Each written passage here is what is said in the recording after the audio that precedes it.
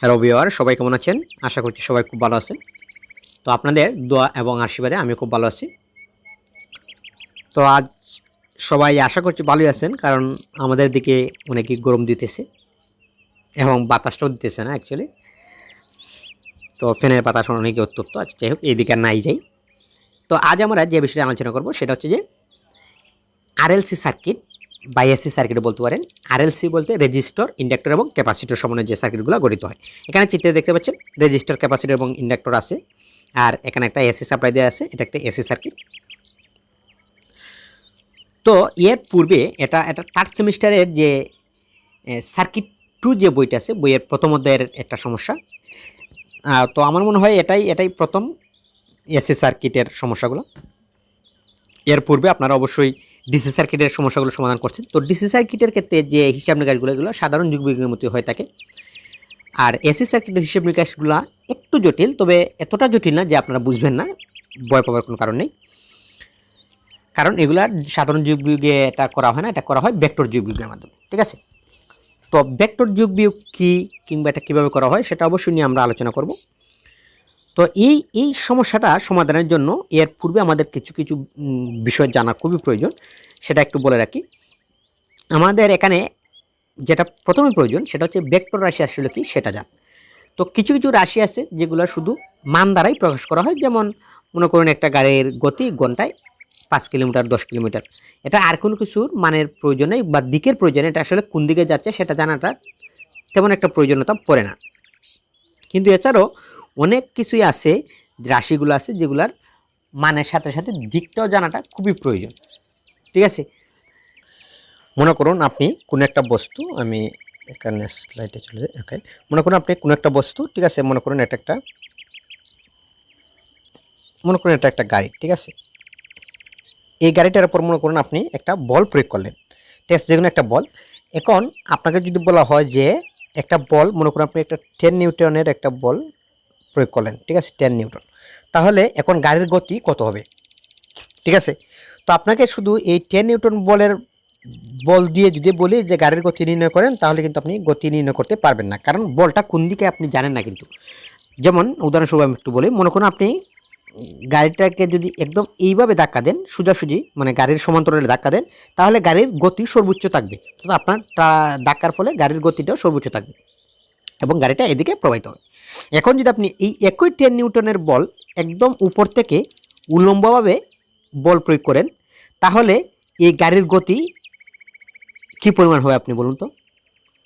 অবশ্যই 0 হবে, কারণ আপনার যে বলের মান ঠিকই আছে কিন্তু দিক সঠিক না। দিক 90 ডিগ্রি পরিবর্তনের কারণে যে গাড়ির যে গতি, যে আমার কার্যকরী যে বলটা, যে আমি কতটুকু বল কাজে লাগাতে পারতেছি, আমার মূল উদ্দেশ্য ছিল গাড়িটাকে সামনের দিকে নেওয়া, কিন্তু আমার বল ঠিক থাকা সত্ত্বেও দিকের পরিবর্তনের কারণে আমার গাড়ি কিন্তু সামনের দিকে আর যাচ্ছে না।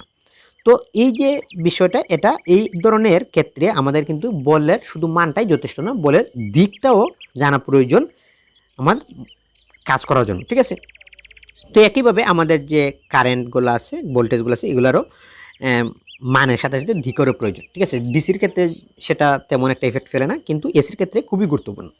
তো তার জন্য আসলে এই যে আমাদের ভেক্টর ফর্মটা আসছে। তো আশা করি বুঝতে পারছেন যে ভেক্টর ফর্মটা আসলে কি। ঠিক আছে, এখন ভেক্টর ফর্মকে সাধারণত দুই ভাগে প্রকাশ করা হয়, দুইটা ভাবে প্রকাশ করা হয়। একটা হচ্ছে পোলার ফর্ম, একটা হচ্ছে রেক্টাঙ্গুলার ফর্ম।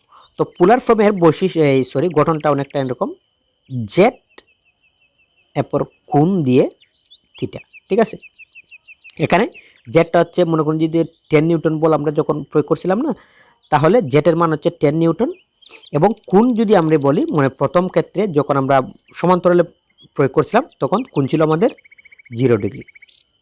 ঠিক আছে, এটা 0 ডিগ্রি ছিল। আর পরবর্তীতে যখন আমরা মান প্রয়োগ করছিলাম তখন কোণ ছিল 90 ডিগ্রি। ঠিক আছে, তাহলে কোণের উপর নির্ভর করে আমাদের কার্যকরী বলটা কাজ করে। ঠিক আছে, তো এটা হচ্ছে আমাদের পোলার ফর্ম। এই যে ফর্মটা, এটা হচ্ছে আমাদের পোলার ফর্ম।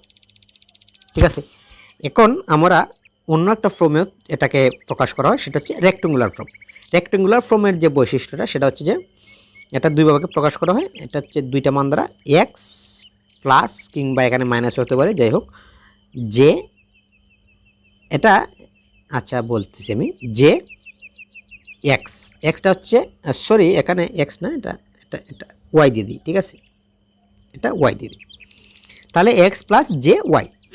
যেটা হচ্ছে আমাদের এই যে রেক্টেঙ্গুলার প্রকাশের জন্য এটা হচ্ছে ভেক্টরের সাইন, কিন্তু এটা এখানে নর্মাল যে ম্যাথগুলো আছে যেমন হায়ার ম্যাথ বা ফিজিক্স অন্যান্য যে ম্যাথগুলো আছে ওইগুলা কিন্তু এই যে ভেক্টরের যে মানটা এটাকে সাধারণত আই, আপনারা ক্যালকুলেটরেও দেখবেন যে পাবেন না সেখানে পাবেন আই, ঠিক আছে, এটাকে আই দ্বারা প্রকাশ করে অ্যাকচুয়াল ফর্মে। কিন্তু আমাদের ইলেকট্রিক্যাল ইঞ্জিনিয়ারিংয়ের ক্ষেত্রে সেটাকে জে দ্বারা প্রকাশ করে, কারণ আমরা আই দ্বারা কিন্তু সাধারণত কারেন্ট প্রকাশ করে থাকি। তাই আবার যদি আমরা এখানে জের পরিবর্তে আইয়ের পরিবর্তে এখানে আই প্রকাশ করি তাহলে অনেক সময় এটা কারেন্টের আই সাথে আমাদের এই যে ভেক্টরের আইটা আছে সেটা একটা ঝামেলা সৃষ্টি করতে পারে, ঠিক আছে, অনেক সময় ম্যাথগুলো সমস্যা বা ভুল সৃষ্টি করতে পারে। তার জন্য আমরা এটাকে আমাদের শুধু ইলেকট্রিক্যাল ইঞ্জিনিয়ারিংয়ের ক্ষেত্রে এটাকে আমরা এই ভেক্টরের আইটাকে আমরা জে দ্বারা প্রকাশ করি, কারণ আমাদের ইঞ্জিনিয়ারিং সেক্টরে জে এর মান কোনো রাশি আমরা জে এর মান দিই নেই, ঠিক আছে। তো আশা করি বুঝতে পারছেন, ঠিক আছে। ক্যালকুলেটারের ক্ষেত্রে যখন আপনার যে খুঁজবেন তখন যে না খুঁজে আই খুঁজবেন, ঠিক আছে। আচ্ছা যাই হোক, তো এটা হচ্ছে আমাদের রেক্টেঙ্গুলার ফর্ম, ঠিক আছে। আর রেক্টেঙ্গুলার ফর্ম এবং পোলার ফর্ম যে কোনো একটা ফর্মে আপনাদের ম্যাথগুলো আসতে পারে, ঠিক আছে। তো এটা যে পোলার ফর্ম থেকে কীভাবে রেক্টেঙ্গুলার ফর্মে যায় সেটা জানাটাও একটু প্রয়োজন, আমি একটু অল্পর মধ্যে বলে দিতেছি। মনে করুন আপনার বলা হয়েছে যে সাপোজ জেড থিটা, ঠিক আছে। তো এটাকে আপনাকে যদি এখন রেক্টেঙ্গুলার ফর্মে যেতে হয় তাহলে আমরা জেড থেকে যখন আমরা রেক্টেঙ্গুলার ফর্মে যাব জেডের যে এক্সটা হবে, এক্স হবে আমাদের জেড কস থিটা, ঠিক আছে। তারপর প্লাস এখানে হবে থিটাটা এই থিটাটা, ঠিক আছে। আর আমাদের যে জেড আছে যেটা এখানে বসবে, তারপর হবে আমাদের জেড সাইন থিটা,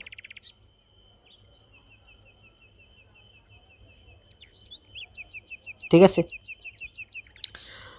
তো আমরা পোলার ফর্ম থেকে আমরা রেক্টেঙ্গুলার ফর্মে চলে আসলাম। এখন যদি রেক্টেঙ্গুলার ফর্ম থেকে পোলার ফর্মে আসতে হয় তাহলে কীভাবে আসবো দেখুন। আমরা যদি এখন মনে করি আমাদের এক্স প্লাস এটা হচ্ছে জে ওয়াই, তো আসলাম রেক্টেঙ্গুলার ফর্মে। এখন যদি পোলার ফর্মে যেতে হয় তাহলে আমাদের পোলারের যে জেড, জেড ইকুয়াল টু হবে আমাদের x square plus y square, ঠিক আছে। আমাদের যে থিটা আছে, পোলারের যে থিটাটা আছে, থিটার মান হবে 10 TAN 10 inverse y by x, ঠিক আছে। এটা হচ্ছে আমাদের থিটার মানটা।